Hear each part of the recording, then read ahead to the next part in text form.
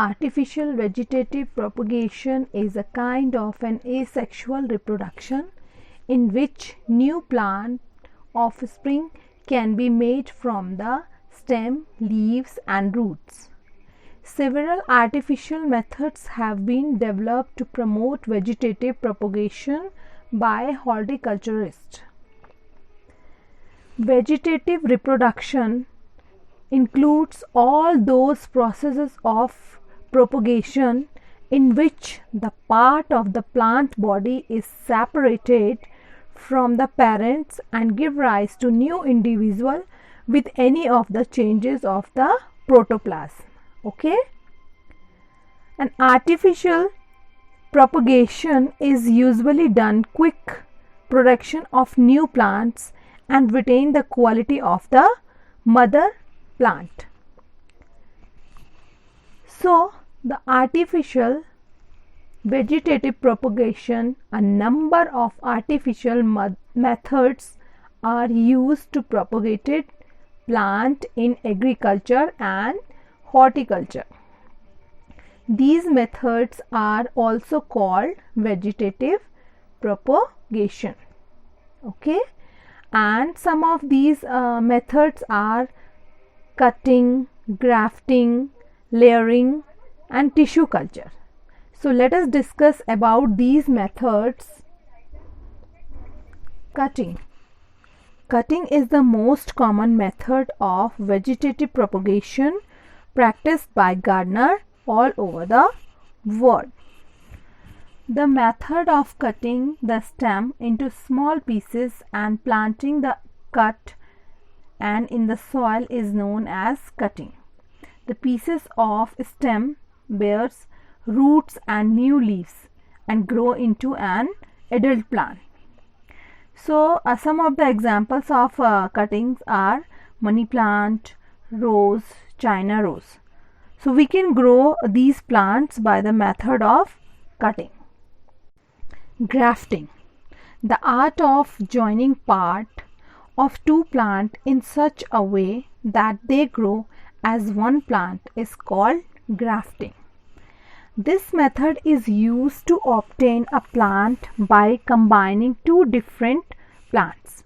It produces a variety with the features of two different plants. In this method, a stem cutting scion from one plant is attached and tied to the other stem cutting part, that is called stalk. When a portion of a cut stem is grafted onto another stem, the cut stem is fixed properly and covered with tape so that it becomes part of the host plant and it continues to grow.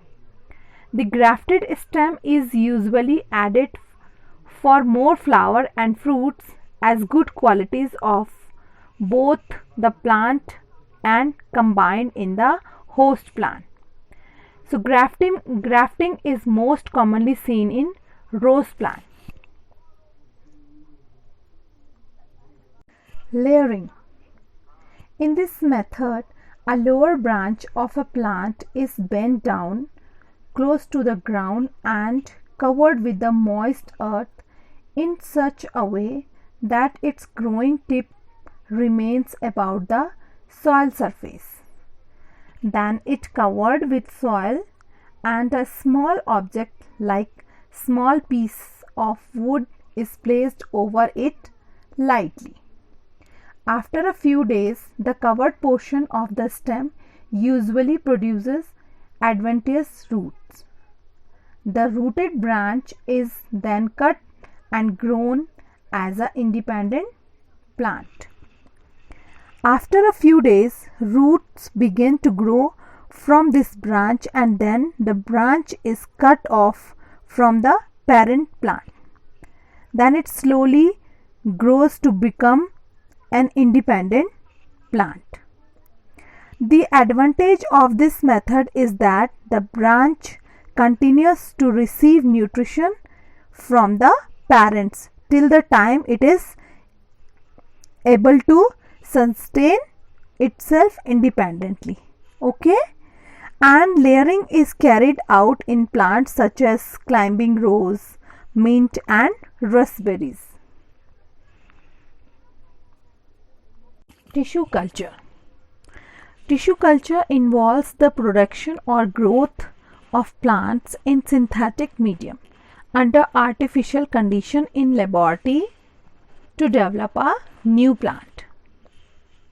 A kind of plant may be grown in a sterile medium using small parts of an existing plant in a test tube.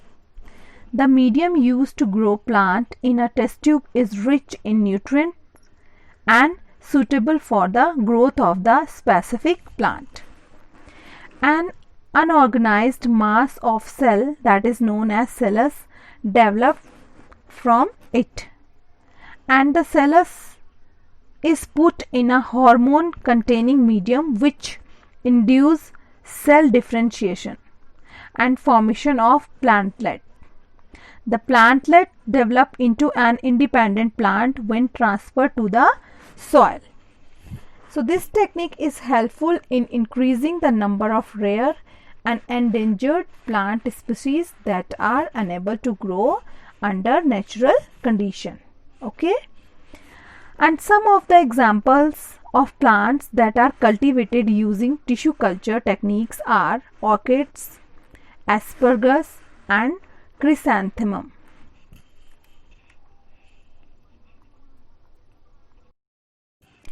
Advantages of vegetative propagation.